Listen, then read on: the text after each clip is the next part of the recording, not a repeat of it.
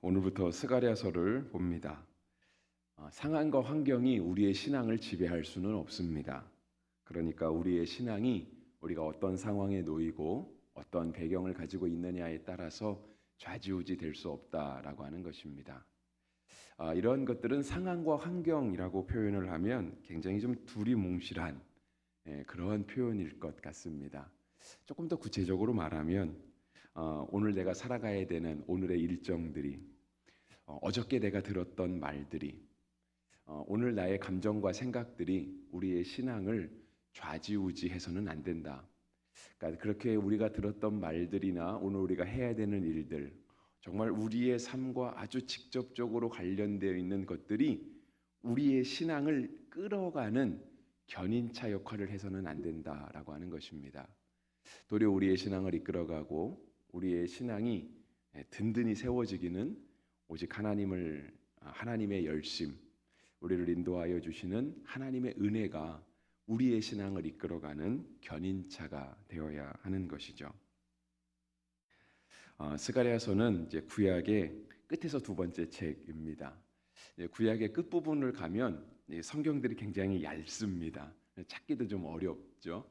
뭐 2장, 3장, 뭐 4장 그렇게 있는 책들이 많은데 스가랴서는 의외로 그렇지 않습니다. 스가랴는 14장까지 나름 상당한 분량을 가진 예언서이고요. 그런데 우리가 이제 스가랴서를 자주 보지 않게 되는 이유가 있습니다. 그러니까 생명의 삶에서 이렇게 큐티 본문으로 정하면 보게 되는데 그렇지 않은 경우에는 잘 보게 되지 않는 책들입니다. 특히 뭐 예언서 전체가 그러하죠. 그러니까 우리가 간혹 뭐 이사야를 이렇게 설교 본문으로 택하기도 하고 뭐 에스겔을 설교 본문으로 택하기도 하지만 설교 본문으로 택하는 부분은 거의 한정된 본문들입니다. 그러니까 우리가 이사야를 통해서 들었던 설교가 이렇게 자주 거의 같은 본문을 통해서 설교를 하는 경우가 많거든요. 그러니까 이제 예언서가 가진 특징이 그렇기 때문에 그렇습니다. 스가랴도 그러한 특징들을 가지고 있는데요. 스가랴가 본 환상을 다루고 있습니다. 오늘 1절부터 6절까지 굉장히 짧은 부분을 보았잖아요. 6절밖에 안 돼요. 오늘 묵상할 말씀은. 근데 그 이유가 7절부터 이제 스가랴가 본 환상이 시작되기 때문에 그렇습니다. 반면에 내일 본문은 굉장히 깁니다. 7절부터 1장 마지막 21절까지 첫 번째, 두 번째 환상에 대해서 다루게 될 것이고요. 스가랴가 본 환상은 총 8개가 있습니다. 그래서 6장까지 스가랴가 하나님 앞에 보게 된 환상들. 그 다음에 7장과 8장은 금식에 대한 문제를 다루고 있고요. 9장부터 14장까지는 좀 말투가 조금 바뀝니다. 조금 사뭇 어색한 말투로.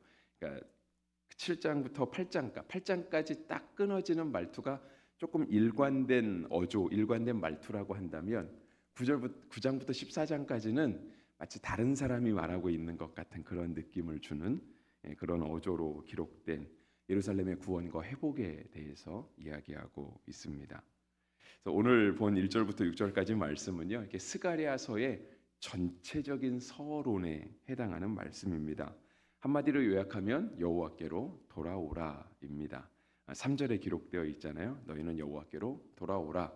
그리하면 나도, 그러니까 하나님께서도 너희에게로 돌아갈 것이다 라고 하시는 말씀 담고 있죠. 스가랴 전체에 해당하는 본문이고요. 어쩌면 스가랴 전체라고 할 수보다는 예언서 전체 아니면 성경 전체에 해당하는 서론이라고도 말씀드릴 수 있겠습니다.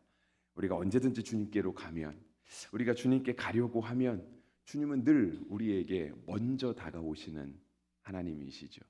그러니까 우리가 주님께 돌아가려고 마음을 먹는 것도 하나님의 은혜가 우리 가운데 임하니까 그 은혜를 경험하고 나서 하나님께로 한 걸음 더 가까이 가야 되겠다라고 하는 결심을 하게 되는 겁니다.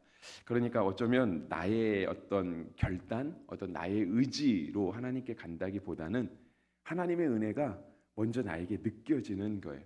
어떤 나의 모습과 상관없이, 나의 상황이나 배경과 상관없이 하나님이 그러한 나의 삶의 자리로 찾아오시는 거죠. 그리고 그거를 하나님의 지혜로 깨닫게 되는 거예요. 하나님께서 은혜 주셔서 하나님이 나한테 이렇게 가까이 오시려고 하시는구나. 하나님의 나에게 은혜를 주시는구나. 예, 그런 은혜가 깨달아질 때 나도 하나님께 더 가까이 가고 싶은, 성경을 더 가까이 대하고 싶고 더 믿음 생활을 열심히 하고 싶고 예배하고 싶고 찬양하고 싶고 기도하고 싶고 하는 그러한 열정들이 생겨난다라고 하는 겁니다. 그래서 하나님은 늘 우리가 하나님께 가려고 할 때 우리보다 먼저 가까이 오시는 하나님, 우리가 한 걸음 다가가려고 하면 이미 두 걸음을 가까이 오시려고 하시는 그러한 참 좋으신 하나님이십니다. 그런데 이제 스가랴서가 하나님 이스라엘 백성들을 향해, 그러니까 스가랴의 소개는 1절에 하고 있죠. 이또의 손자 베레갸의 아들 스가랴라고 되어 있습니다. 그러니까 제사장 가문이었던 것 같아요. 그러니까 이또라고 하는 인물은 제사장으로 성경에 종종 표현이 됩니다. 물론 이름이 같다고 해서 꼭 같은 사람인가? 이건 꼭 성경은 그렇게 100% 확신할 수 없다라고는 말씀을 드렸는데요. 족보를 보통 밝히고 있을 때에는 아마 그쪽 사람일 것이다라고 보통 보고 있는 거죠. 그러니까 우리도 이제 간혹가다 뭐 어디 김씨냐, 뭐 김의 김씨다라고 이야기를 하면 우리가 꼭 가야국을 세운 김수로 왕의 아들은 아닐 거라 생각은 하지만 그래도 김의 김씨라고 하면 그쪽 집안과 관계가 있을 것이다라고 생각. 전주이시다라고 하면 조선시대 왕족이었을 것이다라고 생각을 하는 것처럼 이또의 아들, 이또의 손자라고 하면 이렇게 제사장 가문이었을 것이다라고 생각하는 것이죠. 근데 이제 그가 이스라엘 백성들에게 하나님의 말씀을 전합니다. 여호와께로 돌아오라 하는 것이죠. 스가랴의 배경은요. 스가랴 앞에 있는 책이 학개라고 하는 책이거든요. 학개는 이제 선지자입니다. 이제 우리는 학개라고 부르고 영어로는 이제 하가이라고 이렇게 부르는 그런 선지자가 있었습니다. 딱 2장을 예언한 사람. 학개의 예언은 아주 단순합니다. 하나님의 성전을 빨리 지어라입니다. 그래서 그 교회마다 간혹 건축하는 교회들 있잖아요. 학개서 가지고 설교 자주 합니다. 학개는 성전을 건축하라 하시는 하나님의 말씀이 있거든요. 그러니까 성전을 건축하라. 역시 스가랴도 마찬가지입니다.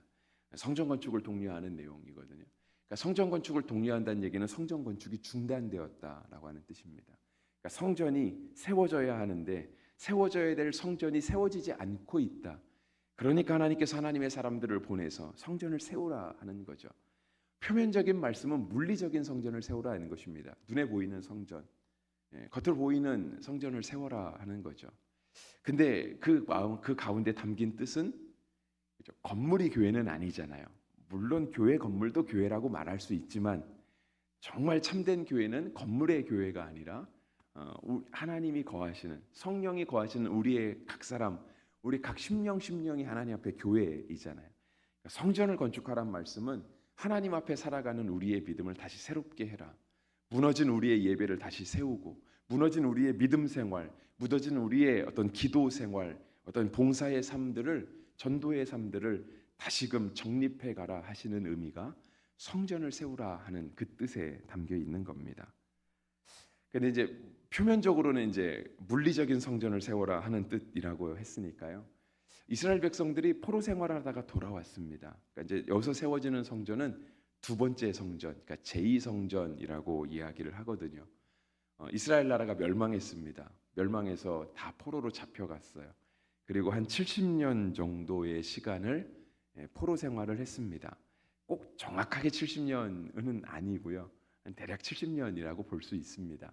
어떻게 계산하냐에 따라 70년이 안 되기도 하고 어떻게 계산하냐에 따라 70년이 넘어가기도 합니다. 그래서 다시 돌아왔어요. 돌아와서 봤더니 예전에 그 바벨론의 군대가, 느부갓네살의 군대가 예루살렘을 다 무너뜨린 거예요. 성전을 다 회파하고 예루살렘 성벽을 다 무너뜨리고.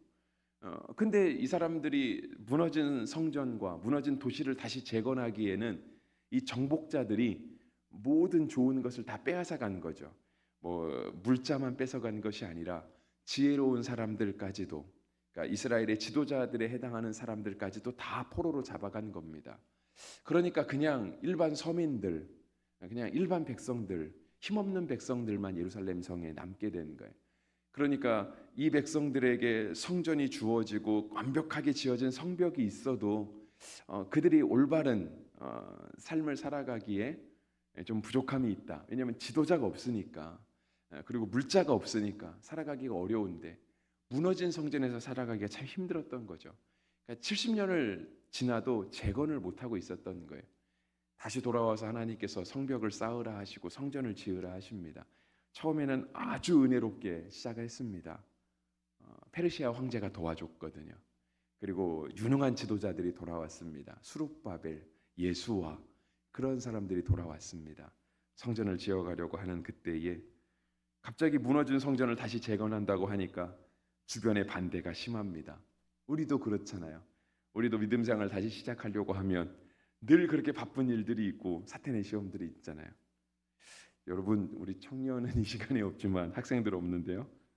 예전의 기억들이 있지 않으십니까? 시험 때만 되면 시험 공부해야 되는데 그렇게 안 하던 책상 정리가 하고 싶고 책꽂이 정리가 하고 싶고 급한 일이 있으면 꼭 주방 정리를 먼저 해야 될 것 같고 청소를 먼저 해야 될 것 같고 그런 거예요. 성전을 재건하려고 하니까 너무 많은 사람들이 성전을 재건하지 못하도록 방해를 하는 거죠. 이제 그 말씀은 우리가 이제 성경이 꼭 시간의 연대 순으로 적힌 것은 아니거든요. 그러니까 그렇게 성전을 방해했던 이야기는요. 에스라 느헤미야에 나타나, 특히 에스라서에 나타나 있거든요. 그러니까 이 스가랴 선지자는요. 시대적으로 따지면 그 에스라 느헤미야서의 어느 한 내용 안으로 들어가야 되는 그러한 선지서입니다. 에스라 4장에 이렇게 얘기하고 있어요. 이로부터 그 땅 백성이, 그래서 그 땅 백성은 성전 건축을 방해하려는 사람들, 그 주변 예루살렘 주변에 있었던 사람들이 유다 백성의 손을 약하게 하여 그 건축을 방해하되 바사왕 고레스 시대에서부터 바사왕 다리오가 즉위할 때까지 관리들에게 뇌물을 주어 그 계획을 막았으며 이에 예루살렘에서 하나님의 성전 공사가 바사왕 다리오 제2년까지 중단되니라. 오늘 본문 1장 1절에 뭐라고 적혀 있죠? 시간적 배경이 다리오 왕 2년이라고 적혀 있습니다. 그러니까 에스라 4장에서 기록된 그 성전 건축의 방해가 다리오 2년까지 중단돼 있었는데요. 스가랴의 말씀은 다리오 왕 제2년 8째 달에 하나님께서 스가랴에게 다시 말씀하시기 시작한 것이죠. 그리고 돌아오라 이것입니다. 주님의 말씀은 항상 거기에 있습니다. 성전을 지어라, 건물을 세워라, 거기에 있지 않고요. 하나님께 돌아오라. 그래도 성전이 있어야 거기서 하나님을 예배하지 않겠습니까? 그러니까 여러분, 물리적인 성전이 중요하지 않다는 게 아니고요. 형식이 중요하지 않다는 게 아닙니다. 그게 있어야 돌아올 곳이 있는 거예요. 그런데 하나님의 방점은, 하나님의 초점은 돌아오는 데 있다는 거죠. 여러분, 교회가 있으니까 우리가 이 새벽에 예배할 수 있는 거예요. 여러분, 교회 없으면 우리가 새벽에 어디서 모일까요? 어디 한 그냥 공터에서 모여야 되는 거예요. 이거 아마 어린이 고통공원에서 모였겠죠. 우리 교회가 이 자리에 없었다라고 한다면. 근데 새벽을 지키고 싶은 분들은 있지 않겠습니까? 그러면 어디선가 한 자리에서 모였겠죠. 어느 집에서 모였던가, 아니면 어느 분이 회사를 제공하면 좀 사업장이 크니까 거기서 모이시다 할 수 있었겠죠. 근데 그것보다 더 좋은 건 교회를 지어서 교회에서 모이는 게 가장 좋지 않겠습니까? 그래서 교회가 필요한 거예요. 그런데 하나님의 중심은 그것보다도 더 여호와께 돌아오라, 중심이 주께로 돌아오라 하는데 있다라고 하는 거예요. 이스라엘 백성들이요, 그 어려움 가운데, 성전을 짓기 어려운 그 상황 가운데 성전을 짓기를 포기한 거예요. 그런데 성전 짓기가 어려우면 성전 짓기만 포기해야 되잖아요.